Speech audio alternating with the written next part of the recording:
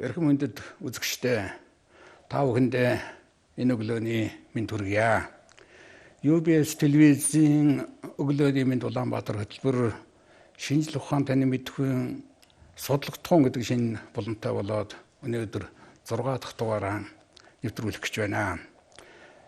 Эхний энэ шинэ болонгийн 6 дугаар шинжлэх ухааны академийн хэлцэх хоолын үрээлэнгийн 100 жилийн хойд зориулсан энэ цуврал байгаа юм аа. Тэгэхээр нийгмийн хариуцлагын хүрээнд UBS телевиз ийм сайхан боломж олгосонд удирдлага болон хамт олонд талархал илэрхийлэхийг хүсэж байна. Ер нь улсын нийслэл Улаанбаатар хот өөрөө шинжлэх ухаан соёлын төв учраас өглөөний мэнд Улаанбаатар хөтөлбөрт энэ шинэ болон эдээсэн зохицож цаашгаа үргэлжлэх байхаа гэж ингэж бодож байна. Тэгэхээр яг энэ өдрүүдэд Судрагчийн хүрээлэн хэлцэх хоолын хүрээлэнгийн 100 жилийн давхар солонгон мэт давхцж байна. Энэ бол одоо бидний бахархлаа гэж ингэж хэлмээр байна. За өнөөдрийн дугаарт хүрэлцэн ирсэн хүндэт зочдоо та бүхэнд танилцуулъя. За миний баруун гар талд Шинжлэх ухааны академийн хэлцэх хоолын хүрээлэнгийн захирал хэл шинжлэлийн ухааны доктор Жанцангийн Батрэдүү захирал ирсэн байна. За Батрэдүү захирлын хажууд хэлцэх хоолын хүрээлэнгийн харьцуулсан хэл шинжийн салбарын эрхлэгч Монгол улсын шинжлэх ухааны гавьяат зүтгэлтэн элэгчийн ухааны доктор Шарватын Самбуудорч Эрдэнтэн байна. Хүрэлцэн ирсэн байна. За миний зүүн талд Шинжлэх ухааны академийн хэлцэх хоолын хүрээлэнгийн хэл шинжлэлийн салбарын эрхлэгч эрдэм хэллэгээний тэргүүлэг ажилтан Монгол улсын шинжлэх ухааны гавьяат зүтгэлтэн элэгчийн ухааны доктор Эрдэнэм Бүрүүжөв доктор илээ. За мөн одоо Шинжлэх ухааны академийн хэлцэх хоолын хүрээлэнгийн сан хөмрөгийн эрхлэгч Санж Бринлэгийн инг шаргал маань хүрэлцэн ирсэн талархаж байна. Та бүхнийг бидний урилгыг хүлээн авч энд хүрэлцэн ирсэн дахин талархал дэвшүүлж хэлцэх хоолын хүрээлэнгийн 100 жилийн энэ тэгш түрэн мэндийг уламжлая. За захирал маань нэгэнд ирсэн байгаа учраас энэ өдрүүдэд өрнж байгаа 100 жилийн хойтой холбогдуулж манай үзэгч түмэнд мэндчилгээ дэвшүүлэхийг хүсэж байна. За тэгэхээр энэ 2021 онд бол ардын хувьсгалтай явж чадсан маш олон байгууллагын 100 жилийн төхөж байна.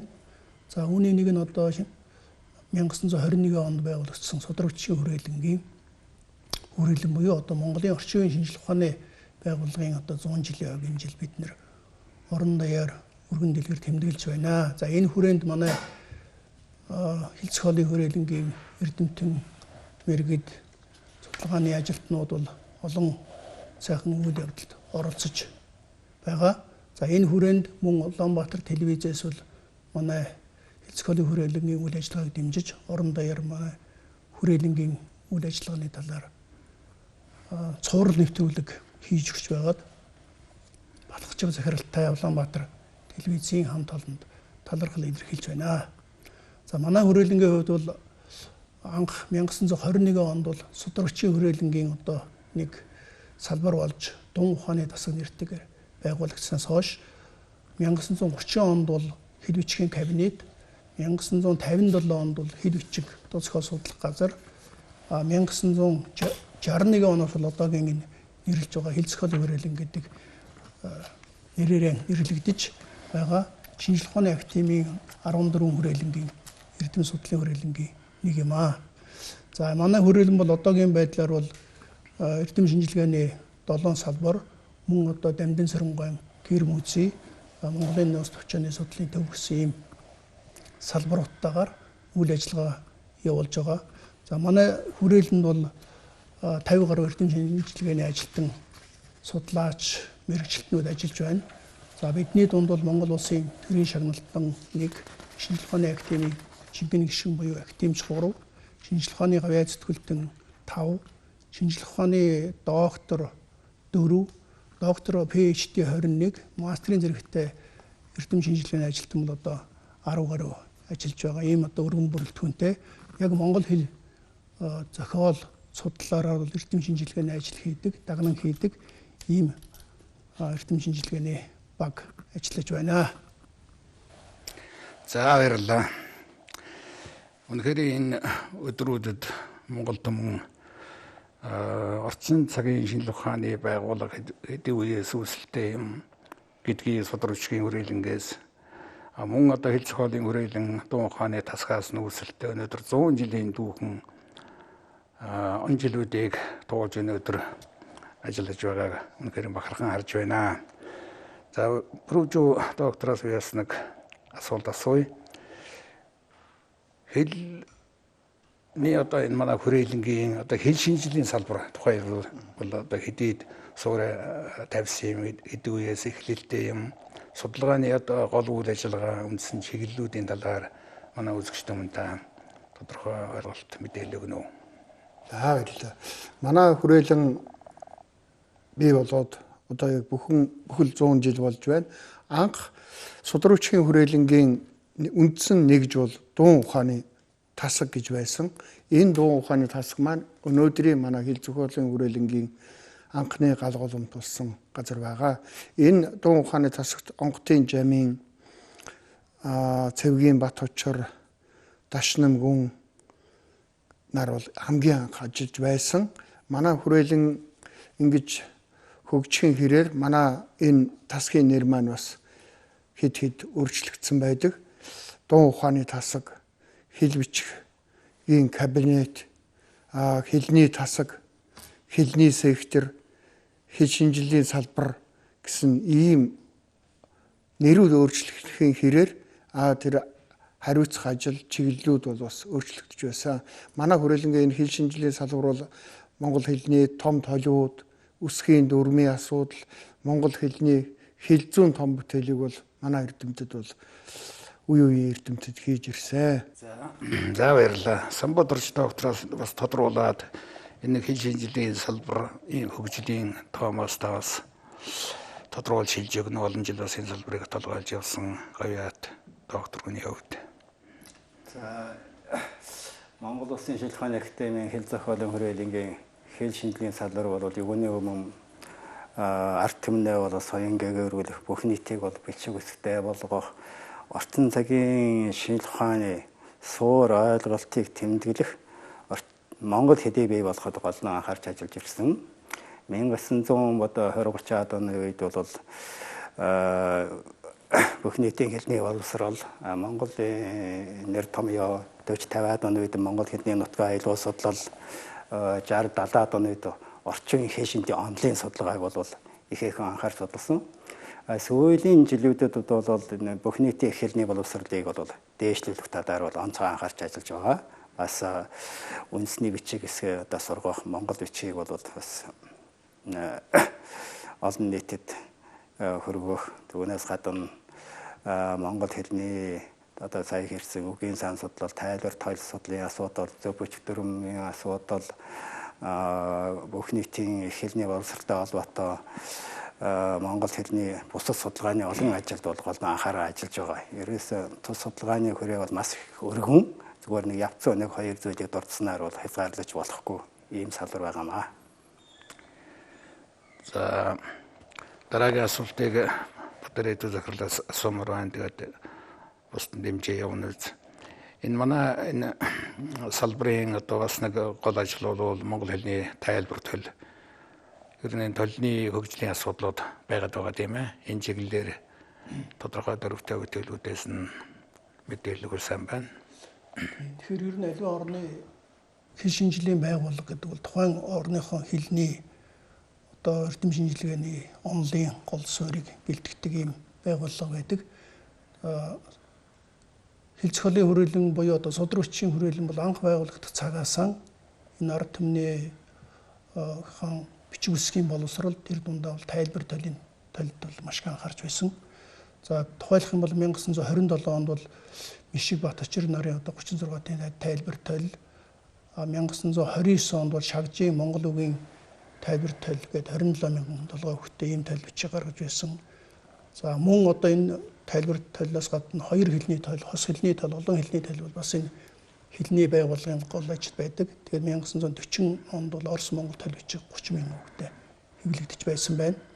За мөн одоо бидний сайн мэдэх алдартай цэвлийн ногоон толь гэж нэрлэдэг энэ толь бичиг бол 1966 онд бол монгол хэлний турш тайлбар толь нэртэйгээр хэвлүүлсэн. За энэ толь бичиг бол монгол хэлний одоо олон хэлний толь, олон хэл рүү орчуулахад бол суур толь бичиг болсон юм байна. Алдартай толь 30 мянган толгой хүүхдэд. За үүний дараа бол 67-аас 69 онд бол Орос Монгол хэлний толь 50 мянган хүүхдэд толь бичиг бас хэвлсэн байдаг. За ингээд толны мэдээж одоо төрөл бүрийн тайлбар толноос гадна төрөл бүрийн одоо зориултаа толь бичгүүд бол тасралтгүй гарч байж байгаад 2008 онд бол бид нар бол монгол хэлний одоо цоошин одоо тайлбар дэлгэрэнгүй тайлбар толь нэртэй энэ толийг бол төр засгийн одоо дэмжлэгтэйгээр хэвлүүлсэн. За энэ одоо 80 мянган хүүхдэд ийм толь бичиг байдаг. За энэ толь бичиг мөн одоо даруй 2 жилийн дараа бид нар бас цахим орчинд цахим тайлбар толь бол тавьсан. Одоо ялангуяа техник технологи хөгжсөн энэ үед бол одоо манай энэ дэлгэрэнгүй тайлбар толь бол маш их чухал хэрэгцээтэй болж байна. Энийг цааш нь бид нар одоо удахгүй гар утсанд зориулж хийхээр бэлтгэж Android болон iPhone-ы зориултаар хийгээд бэлэн болоод одоо удахгүй нээлттэй гэж. Маш сайхан мэдээлэл байна.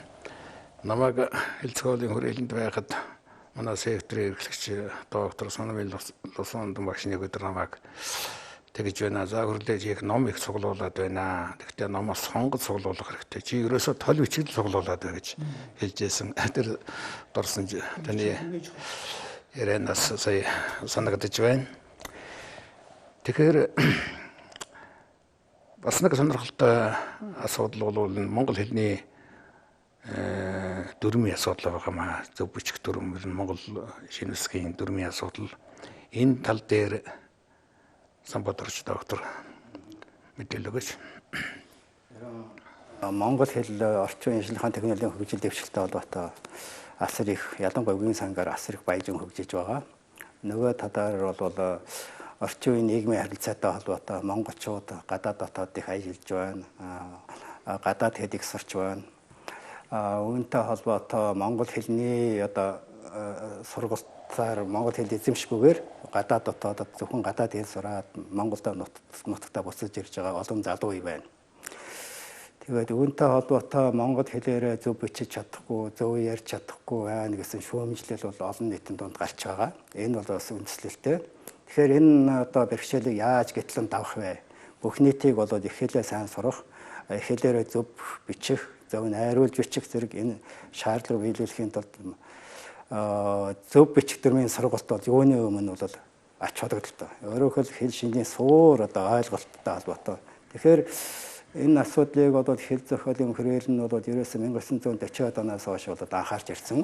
Тэгээд 1983 онд ихэд дамжин сургаан Монгол эсгийн дүрм гэсэн тойлыг гаргаад түүнээс хойш бол харьцангуй зөв бих дүрмийн талд бол сүүлийн 30 жилийн үед бол бас төрийн бодлоготой холбоотой ч юм уу харьцангуй суд анхаарч ирсэн байна. Тэгэхээр энэ асуудлыг одоо хэл зохиолын хүрээлэн нь бол ерэн гэтлэн давахын тулд бүх нийтийн зөв бич дүрм журмалсан тойл гэдгийг бол бусад мэрэгжил нөхдөөгөө одоо хамтарч 2018 онд бол хэвлүүллээ. Энэ тойл маань бичмэл хэлбэрээр бас хэвлэгдсэн байна. Бас цахим орчинд бас байрлуулсан байна. Энэ нь юу гэхээр их хэлээ бүх нийтээрээ зөв сурч эзэмших, зөв бичихд бол их ач холбогдолтой гэдгийг бас хэлмээр байна. Энэ ажилд манай хүрээлэн бас мандатаар оролцож байгаа шүү гэдгийг бас энэ 100 жил хэлэхэд бас баяртай байна.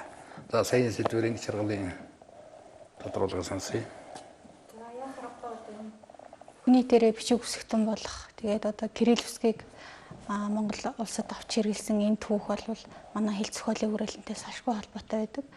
1940-од оны эхээр тухайн одоо нийгэм цаг үеийн байдалтай холбоотойгоор Монгол улс кирилл бичигт шилжсэн. За энэ шилжилтийн үед бол манай хүрээлэнгийн эрдэмтэд ялангуяа академич Цэндийн дамны сурангаа бол намцгийн одоо тухайн төр засгийн даалгавраар кирилл үсгийн одоо монгол хэлэндээ тохируулж кирилл үсгийн дүрмийг шинжилэн боловсруулж тэгээд 41 онд хамгийн анх 41 оны 11 сард анх бол кирилл үсэгт албан ёсоор шилжсэн юм түүхтэй. Тэгээд 6 онд хамгийн анхны одоо Дамжин сургуулийн шинэ үсгийн дүрмийн тойл гарсан байдаг. 49 онд бас засаж сайжруулад 51 онд бол Монгол үсгийн товч дүрм гэсэн энэ тойл бол нийтэд одоо хэвлэгдэж тарсан байдаг.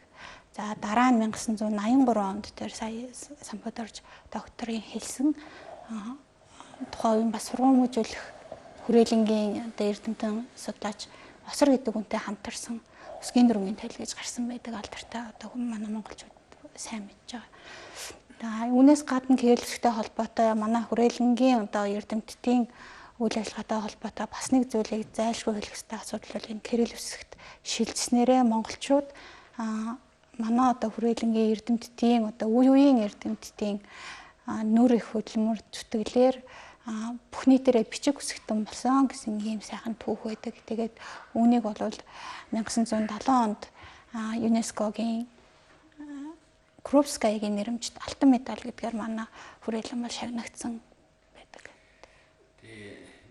Нийтийн хэлний боловсролд ялангуяа энэ зөв бичиг дүрм шинэ үсгийн энэ дүрм бол үнэхээр чухал л да. Яагаад ч юм Дамжин сургуулийн багшийн тэр дүрм боловсруулж байсан үеийн бичижсэн нэг 2-3 хуц надад байдгийн шиг бас өөрийн гар хүчмэлээр байсан дээр сонин санагддаг. Би Улаанбаатарын мэдээсэнд ажиллаж байхад тэр саяын хэлдэг сургууль Дамжин сургуулийн тойл зөв бичиг дүрмийн тойл гарч ирсэн. Тэгээ бид нар чинь бүр сургууль авчираад хэдэн өдөр нэг 5 өдөрт нь хичээл залгаж ирсэн шүү дээ. Яг ингээд бид нар чинь одоо тэр үед залуу ажилтнууд байсан. Тэгээд Адарматай үгийн тойлог өөрсдөө нэг янзаар бичигдэг үгнүүдийг төвөрлөөл ингэж ирсэн чинь тойл гараад ирсэн. Тэгээд их сайхан журмалж ирсэн юм а. Цааштай гэсэн одоо энэ эрдэм хэллэгээний байгууллагаас эцэслээд гаргасан энэ тойл бичгийг их нийтээрээ одоо дагаж мөрдөж байвал хэрэгтэй санагдаж байна. За дараагийн асуултыг Самбодорч доктороос дахиад асууя. Монгол хэл шинжилгээний одоо энэ эрдэмтдийн тухайгаас бид нар зогссон гэсэн одоо ярихыг чухалжиж байна. За ер нь л одоо яг 21 онд хэл зохиолын хүрээлэн байгуулагдаад Дуу хааны тасг нэртэй байгуулагдаад тэрнээс хойш монгол хэлний одоо хэрэглээ болоод онлайн судалгаагаар бол дагнан ажилласан ирсэн учраас олон одоо гарамгай эрдэмтэд бол яг хэл зохиолын хүрээлэн ард түмнийхээ төлөө бол судалгааны ажлуудыг хийсэн байдаг. Тухайлбал 30-ийн Ахмад үеийн одоо тэр сая ярьсан шагж багш, тэгээ Жамингоо, тэгээ тэрнээс хойш бол Дамжин сургуугаа тэгээ Жамсар Цэвэнгоо түүнээс гадна ерэн 50-60-аад оны үед бол ерөөсөө орчин үеийн суур судалгааны чиглэл ялангуяа тус салбарт бий болсон гэж ойлгож байна. Тийм учраас 50-60-аад оны үеийн гарамгай монгол хэлний тэр харьцуулсан судалгаа 60-аад оны үед бол онлайн суур судалгаа бол хүчтэй бий болсон. Тэгээд Дамжин сургуулийн дусан тэнд юугаан бол тойл судлал Дамжин сургуулийн тойл судлаас гадна 60-аад оны үед бол шадвын тусан ондонгойн бол монгол хэлний бүтцийн судалгаа гэдэг бол алдартай суур судалгаа бол хэвлэгдлээ. Энэ бүтээл бол өнөө өдөр хүртэл энэ цэнэ алдаагүй байна. Энэ хоёр тусан ондонгойн энэ хоёр бүтээлээрээ бол монгол улсын төрийн шанад хүрсэн ийм нэртэй эрдэмтэн гэдгийг бол бас бид хэлмээр байна. Энэ талаар бас манай одоо хэл шинжийн салбарын эрхтгч бас Борижава бас бие даасан бас судалгаа хийж байгаа. Бас нэлээд дэдгэрэж бас хариулах боломжтой гэж бас би бодож байна. Борижава доктор ингээд монгол хэл зүйн одоо суур бүтээлүүдийн талаар төлхөөхнөр сая одоо тодорхой хүмүүсийн эрдэмтдийн тухай ярьчлаа. Энэ бас дөрвөчийн асуултан дээр хоёр юм нэмчи. Тэр зөв бичих дүрмийн асуудал, үсгийн дүрмийн асуудал бол тэр монгол бичгийн үсгийн дүрмийн тухай шагж байгаа 1937 онд монгол бичгийн үсгийн дүрмийн тойл бичих гэсэн том ном гаргасан. Тэр тухайн үед нөгөө хувьсгалын эсэргүү янз бүрийн бүлгэмд орсон гэж шагж байгаа. Тэр номын ингээд шагж гэдэг нэрийг арилгаад соглоод тэгээ ядсан байдаг. Тэгээ тэр ном бас нэлээд устгагдсан байх тухай үед одоо их авар номын тоонд ордог байгаа. Энэ манай энэ шагж байгаа Жамингоо гэдэг 20-од оныхан дараа нь энэ Эренчингоо Дамжин сургууль гэдэг эдгээр чинь манай хүрээлэнд бараг л 50 жил ажиллацгаасан улсууд. Тэгээд эдгээр бас бүгдээрээ л төрийн шагнал, Монгол улсын төрийн шагнал авсан. Дамжин сургуулийн нуус товчоо хөрвүүл төрийн шагнал Чоолсонгийн 50 насны ерөөл бичиж бас төрийн шагнал, дараа нь Монгол улсын төрийн дуулалын өвч төрийн шагнал авсан бол манай Эренчин активч маань цогтой кино бичсэний учраар төрийн шагнал авсан байх жишээтэй. Сая Самбуу докторийн хэлж байгаа Шадвын Лувсан Бандамга манай хүрээлэн тухайн үед ингээд 5 жилээр төлөө хэрэгждэг байсан. Тэгээ 60-аад оны үед яг манай хүрээлэнгийн төсөвт ажиллаар тэр орчин цагийн монгол хэлний бүтэц гэдэг номоо бичиж 67 68 онд 2 готоор хэвлүүлсэн. Тэгээд 1971 онд ардын хөсгөлийн 70 жилийн овоор 50 жилийн овоор 71 онд Монгол улсын төрийн шагнал энэ хэл бичгийн ухаан өөрөөр хэлбэл судалгааны тийм онлын бүтээлээр анх удаа Лувсан Бандан активч маань төрийн шагнал авсан. Одоо манай хамт олонны нэг том бахархал болж бидэнд одоо сайхан үлгэр жишээл болж байдаг да. Төрийн шагналыг бол одоо бараг л одоо шинжлэх ухааны нийт хийсэн бүтээлсэн улсууд л одоо өгдөг учраас үнэхээр одоо төр бас бэлэг нүдтэй байна тийм ээ. Нүдтэй сайхан байна. За Батрэдүү захирлаас энэ хүрээлэнгээс гаргаж байгаа эрдэм хэллэгээний сэтгүүлүүдийн талаараас тодруулж асуумаар байна. Тэгэхээр эрдэм хэллэгээний байгууллагын одоо гол эндэр нь одоо эрдэм хэллэгээний сэтгүүл байдаг. Гадаад дотоодын эрдэмтэд энгийн уншигчд бол одоо гол одоо их сурвалж маань сэтгүүл байдаг шүү дээ. Энэ талаар ямар сэтгүүлүүд зурлагч байна. Тэгэхээр манай хүрээлэнд бол яг одоогийн байдлаар 5 сэтгүүл хэвлэгдэж байна. За энэ дотор бол 1959 оноос одоо эхэлж хэвлэгдэж байгаа хэл зохиол сэтгүүл. За энэ одоогийн байдлаар 45 дугаар гараад байна. За мөн Алтайка гэх сэтгүүл байгаа. Алтай судлалын салбараас эрхлэн хэвлүүлдэг. Мөн 59 оноос хэвлүүлж байгаа аман зохиол судлал байгаа. Мөн хэрэглээний хэл шинжилгээд одоо 2012 оноос эхэлж хийж байгаа ийм сэтгүүл байгаа. За мөн оноос хэвлэж байгаа төвд судлал гэсэн ийм 5 сэтгүүлтэй. Тэгэхээр шинжлэх ухааны академийн хүрээнд нийтдээ ерөөсөн шинжлэх ухааны 14 хүрээлэнгийн дунд 23 сэтгүүл байдаг. 23 сэтгүүлийн 5 нь бол манай дээр байгаа.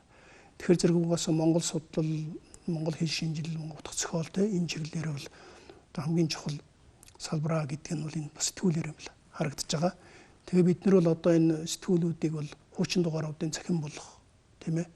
Хуучин одоо олддгүй ховор усан дугааруудыг цахим болгож олон нийтэд хүртээх, олон улсын хэмжээнд гаргах. За одоогийн шинэ дугааруудаа бол бас мөн захин болон цаасан хэлбэрээр нь хэвлэх энэ ажлыг л зохион байгуулж байна. Ингээд ер нь бол энэ эрдэм шинжилгээний сэтгүүлийн одоо чанарыг сайжруулах, олон улсын хэмжээнд эрдэм шинжилгээний ажилтнуудад тавьдаг гол шаардлага бол нөгөө Scopus буюу Web of Science Center impact factorтай сэтгүүлүүд бол одоо өгүүл хэвлүүлэх юм бол тэр хүнийг одоо сайн судлаач гэж үздэг энэ үнэлгээнд тохируулж ялангуяа би одоо энэ бидний 1959 оноос хэвлэгдсэн хэл зохиол сэтгүүлээ impact factorтай юм уу Scopus одоо бүрдгэлтэй олон улсын чанартай team сэтгүүл болох санаатай хөсөлдөж байна. За манай сэтгүүлүүдийн бас нэг онцлог бол бүгдээрээ олон улсын одоо serial number дугаартай. Тийм учраас гадны болон Монголын одоо бусад эрдэм шинжилгээний байгууллагын судлаачд бол энд бол эрдэм шинжилгээний өгүүллийг хэвлүүлэх маш дуртай, сонирхолтой, эрэлттэй байдаг юм аа. Энэ сэтгүүлүүд маань цахим болно гэдгийг сайхан сонсогдож байна. Үнэхээр олдохгүй бас хэцүү байна шүү дээ. Бид дотроо юу бодож явдаг вэ гэхээр жишээлбэл 10 дугаараар ч юм уу нэг ботлоод яг тэр хэлбэрээр нь ингээд дахиад хэвлээд цаашдаа тийм жишээ тогтоочих юм бол бас зүгээр байж магадгүй гэж боддог. Яг цахим бол сайхан байна, урд нь шуурхаа үзэхэд. Яг тэр хэлбэрээр дахиж хэвлэхтэй бол ингээд ботлоод 10 жилээр юм ч юм уу 5 дугаараар юм ч юм уу ингээд явчихвал хэрэглээнд бол их чухал болов гэж боддог юм аа. Ийм санал бас танд хэлмээр байна. За энэ шаргалаасаа тэр дуу ухааны тасаг энэ онцлогтой холбоотой, тэр салбартай холбоотой мэдээлэл. Дуу ухааны сан хөмөрөгтэй холбоотой тийм ээ. Ер нь альва хэлний үүслийг сурвалж нөгөө юу байдаг? Нутгийн айлгаа байдаг гэдэг тийм. Утга одоо манай хүрээлэнгийн гол одоо судалгааны чиглэл чинь хэл, монгол хэл утга зохиол гэж явж байгаа.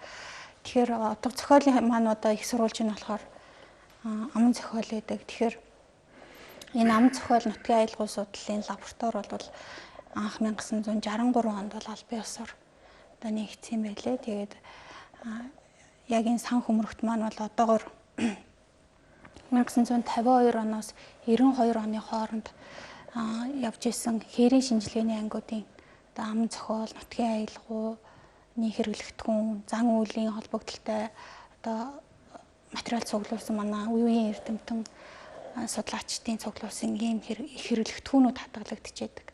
За яг энэ хэрэглэгдэхүүн нэг дотроо нэг 3 янзын илэмнүүд байгаа. Нэгдүгээрт бол бичмэл гараар бичсэн бичмэл материалууд байгаа хавцалцсан. Энэ бол одоогоор нэг 400 гаруй ийм хавцтай материал байна. Тэгээд дандаа одоо зан үйлийн холбогдлолтой ам зохиолын янз бүрийн одоо туйл одоо янз бүрийн ам зохиолын төрлүүдийг бичээд одоо ард авиаснуудаас зүгээр одоо ингийн ард иргэдээс ингээд бичээд тэмдэглээд авчихсан юм бичмэл хэрэглэгдэхүүнүүд байна. За дараагийнх нь бол тухайн үеийн одоо 50-60-аад оны үеийн Унгар, Герман орнуудын одоо янз бүрийн тийм техник тоног төхөөрөмжтөр бичиж авсан сорон зан хальснууд байгаа. Энэ хальснууд бол одоо 1000 гаруй хальс хүрээлэнгийн энэ хөмрөгт хадгалагдаж байна. Бас л мөн одоо янз бүрийн ам зохиолын төрлүүд тэгээд одоо зан үйлийн холбогдлолтой материалууд байна. Нутгийн аялгауны хэрэглэгдэхүүнүүд байна. За янз бүрийн ярилцлагууд байна. За дараагийнх нь бол Монгол төвөд тод үсгийн судрууд байгаа. За төвд үсгийн судар гэхтэл одоо 7000 шахам судар байдаг. Тод үсгийн судар бол 1200 гаруй судар байна. Монгол хүчийн судар бол бас 1000 гаруй юм судар байна. За одоо янз бүрийн л одоо агуулгатай ийм судрууд байдаг. За тод үсгийн судрууд бол голцоо нэг шашны холбогдлолтой судрууд төлхөө байдаг. За цөөхөн одоо нэг зан үйлийн холбогдлолтой гал тахих юм уу, мал сэтгэрлэх ёсны тухай ч юм уу судрууд байна. За эдгээр нь одоо ялангуяа энэ тод үсгийн судрын сан хөмрөг бол одоо ер нь Монгол судалтаа бол нэлээд одоо олдохгүй ховор юм одоо цуглуулгаа гэж бас хэлж болно. Тэгэхээр энэ сан хөмрөг байгаад энэ агуу их цуглуулга байна шүү дээ. Энэ эрдэм хэмжээний гүйлгээн дээр нь хэр орж байна. Ерөөсөө эрдэм хэмжээний гүйлгээнд ороогүй одоо тийм зүйлүүд хэрэг байдаг юм бол би бол ямар саналтай байдаг вэ гэхээр одоо тэнд хадгалагдж байгаа зүйлүүдийн одоо ном зөөшг тийм каталог байдаг байх л да. Тэр каталогийг л одоо нийтэд үзэхэд боломжтой хэлбэрээр түгээж явал зүгээр санагддаг юм аа. Одоо тэр хээрийн шинжилгээний анги ардын ам зохиол бол Монгол хэл аялгауны тийм одоо экспедиц явуулдаг байсан тийм ээ. Энэ цаашдаа одоо явах уу одоо явж гинөө гэдэг зүгээр тодруулаад захирлаас товцсон асуулт. Тэгэхээр энэ бол маш чухал асуулт байна. Манай хүрээлэн дээр бол 1950-ад оны сүүлээс одоо 90-ад оны 80-ад оны сүүл хүртэл бол энэ ардын амын зохиол тий аялал авиа судлалын одоо ийм экспедиц бол жил болгон ажилладаг байсан, явдаг байсан. Тэгээ энэ бол ингээд 90-ад оны эхнээс бол тасраад одоо хүртэл бол одоо байнга явж чадхаа болсон. За яг алдаг оног олон улсын бусад одоо ихтэй сургуулиудтай ч юм уу явдаг тийм тохиолдол байна. За үүнийг бид нар бол одоо уламжлалыг болон цааш нь үргэлжлүүлээд одоо дараагийн жилээс буюу 2022 оноос эхлээд энэ Монгол улсын соёлын яамтай хамтраад болон одоо академийн бусад хүрээлэнгүүд түүх археологч байдаг юм тийм ээ. Энэ хүрээлэнгүүдтэй хамтраад энэ экспедицийг сэргээе гэж ингэж ярьж байгаа. За энийг бол соёлын яамдаар бол номын сайд бас дэмжиж одоо эх оны төсөвтөр бол тодорхой мөнгө төгрөг одоо суулгаж өгнө гэж хэлсэн. Тэгэхээр энэ экспедицийг бол сэргээснээр бол бид нар бол одоо маш хурдтай алга болж байгаа нутгийн аялал тийм ээ. Аман зохиолын олон хэлбэр тэгээд энэ настай хүмүүсийн мэдүүлгэр туйл одоо юу гэдэг бүх зүйлүүд бол маш хурдтай алга болж байгаа. Энийг бол одоо бид нар айлуулахаар хурдан цуглуулж авах энэ зүйл хэрэгтэй. Ингэснээр бол манай энэ саяын хэлсэн дээр одоо Дун ухааны одоо салбарын нөөцтэй энэ бол одоо байж байгаа юм очиртай гэж үзэж байгаа. Ямар ч хэлсэн ард түмний оюун санаанд байгаа энэ алт эрдэнэ шиг энэ оюун ухаан шинжлэх ухааны гүйлгээнд цааш таашгсан орох энэ боломж нь нээлттэй байсаар байгаа юм байна. Би баяртай байна. За энэ өдрүүд бол Элцгоолийн хүрээлэн судрагчийн хүрээлэнгийн 100 жилийн сайхан өдрүүд үргэлжилж байна. Одоо Эрдэнэтэд болон ер нь бол нийт бол их талархалтай байна. Би бол хэл зохиолын хүрээлэнд ажиллаж байсан одоо улсын багшийн дээд сургууль төгсөөл шууд ширэн дөө захирлын тушаалаар хэл зохиолын хүрээлэнгийн урлаг судлалын секторт театр судлаач эрдэмтний ажилтнаар томилгож байсан. Тэр үеийн дурсамж байна одоо санагдаж байна. Би хүрээлэнгээрээ бахархдаг юм аа. Ер нь одоо хэл зохиолын хүрээлэн болвол Монголын орчин үеийн шинжлэх ухааны анхны ууган хүрээлэн. Ууган гэдэг чинь одоо ууган хөгжил одоо их инкри байдаг. Тийм учраас бол хэл зохиолын хүрээлэн шинжлэх ухааны академийн дотор ер нь эрдэмтний байгууллагын дотор бол ууган хөгжих ууган шиг их эрх танхи байх хэрэгтэй гэж ингэж бодож явдаг шүү. За мөн одоо хэл зохиолын хүрээлэн болвол сая дөрвөн их тодорхой яригдлаа монголчуудыг бичиг үсэг тайлгдахад гол үр гүйцэтгсэн үнэхээр энэ одоо супер байгууллагын нэг нь бол хэл зохиолын хүрээлэн, энийг бол байн ярьж явах хэрэгтэй гэж ингэж би боддог. Ер нь тэгээ монголчуудын хэлний засаглал, утга зохиолын судлал шинжилгээг төрийн нэрийн өмнөөс хэрэгжүүлж байгаа түүхэн үр гүйцэтгэж байгаа энэ том эрдэмтний байгууллага 100 жилийн болж байна. Тэгээд харин дөрвөн захирал бас мэдчилгээндээ хэллээ. UBS телевиз энэ оюун ухаан, энэ сэтгэлгээ, энэ өв санг дэлгэрүүлэх үүднээс хэл зохиолын хүрээлэнгийн 100 жилийн зориулж бүтэн сарын турш ийм сурчлагын энэ зохион байгуулсанд дахин одоо талархал дэвшүүлье гэж ингэж бодож байна.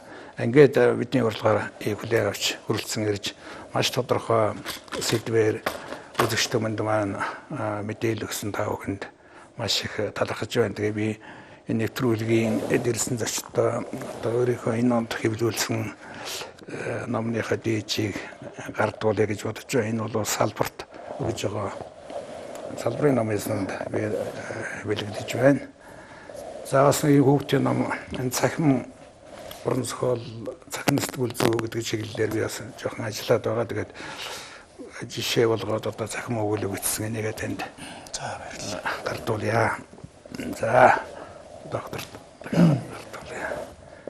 За сан хөмөр олон мөрөж болтугай. За ингээ эрхэм хүндэт үзэгчтэй өнөөдрийн бидний нэвтрүүлгийн дүрээд жаргаж байна. Өглөөний нэвтрүүлэг үргэлжилж байна.